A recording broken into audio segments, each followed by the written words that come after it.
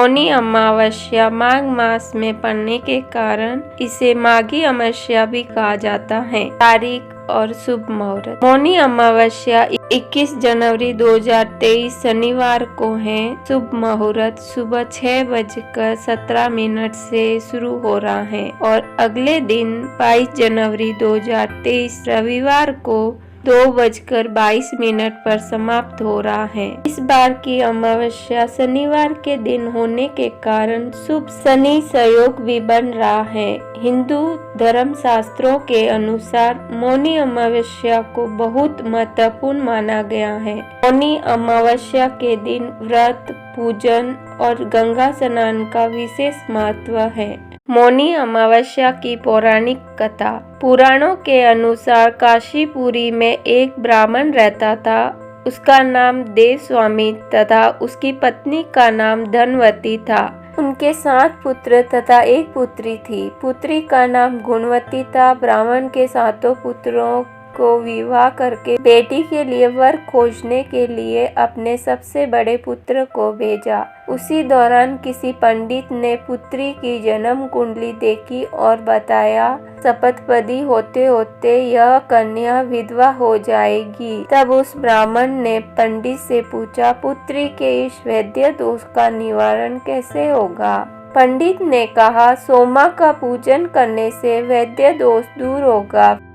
फिर सोमा का परिचय देते हुए उसने बताया, वह एक धोबिनी है। उसका निवास स्थान सिंहल द्वीप है। उसे जैसे तैसे प्रसन्न करो और गुणवती के विवाह से पूर्व उसे यहाँ बुला लो। तब देवस्वामी का छोटा लड़का बहन को अपने साथ लेकर सिंहल द्वीप जाने के लिए सागर तट पर चला गया। सागर पार करने की चिंता में दोनों एक वृक्ष की छाया में बैठ गए। उस पेड़ पर एक घोंसले में गिद्ध का परिवार रहता था। उस समय घोंसले में सिर्फ गिद्ध के बच्चे थे। गिद्ध के बच्चे भाई बहन के क्रियाकलापों को देख रहे थे। सायंकाल के समय उन बच्चों की माँ आई तो उन्होंने भोजन नहीं किया। माँ ने इसका कारण पूछा। वह अपनी माँ से बोले, नीचे 2 प्राणी सुबह से भूखे प्यासे बैठे हैं। जब तक वे कुछ नहीं खा लेते तब तक हम भी कुछ नहीं खाएंगे। तब दया और ममता के वशीभूत गिद्ध माता उनके पास आई और बोली, मैंने आपकी इच्छाओं को जान लिया है। इस वन में जो भी फल, फूल, कंद, मूल मिलेगा मैं ले आती हूँ। आप भोजन कर लीजिए। मैं प्रातः काल आपको सागर पार करा के सिंहल द्वीप की सीमा के पास पहुंचा दूंगी। और वे दोनों भाई बहन गिद्ध माता की सहायता से सोमा के यहाँ जा पहुँचे। वे नृत्य प्रातः उठकर सोमा का घर झाड़ कर लीप लेते थे। एक दिन सोमा ने अपनी बहुओं से पूछा, हमारे घर कौन बहुराता है, कौन लिपा पोतता है? सबने कहा, हमारे सिवाय और कौन बाहर से इस काम को करने आएगा। किंतु सोमा को उनकी बातों पर विश्वास नहीं हुआ। एक दिन उसने रहस्य जानना चाहा। वह सारी रात जागी और सब कुछ प्रत्यक्ष देखकर जान गई। सोमा का उन बहन भाई से वार्तालाप हुआ। भाई ने सोमा को बहन संबंधी सारी बातें बता दी।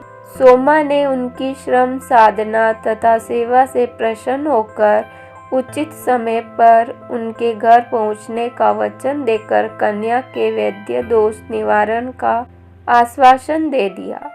मगर भाई ने उससे अपने साथ चलने का आग्रह किया। आग्रह करने पर सोमा उनके साथ चल दी। चलते समय सोमा ने बहुओं से कहा, मेरी अनुपस्थिति में यदि किसी का देहांत हो जाए तो उसके शरीर को नष्ट मत करना, मेरा इंतजार करना। और फिर सोमा बहन भाई के साथ काशीपुरी पहुंच गई। दूसरे दिन गुणवती के विवाह का कार्यक्रम तय हो गया। शतपथी होते ही उसका पति मर गया।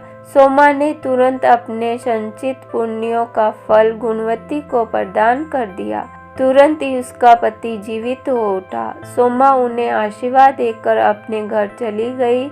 उधर गुणवती को पुण्य फल देने से सोमा के पुत्र जामाता तथा पति की मृत्यु हो गई। सोमा ने पुण्य फल संचित करने के लिए मार्ग में पीपल वृक्ष की छाया में विष्णु जी का पूजन करके 108 परिक्रमाएं की। इसके पूर्व होने पर उसके परिवार के मृतक जन जीवित हो उठे। निष्काम भाव से सेवा का फल मधुर होता है। इस व्रत का यही लक्ष्य है।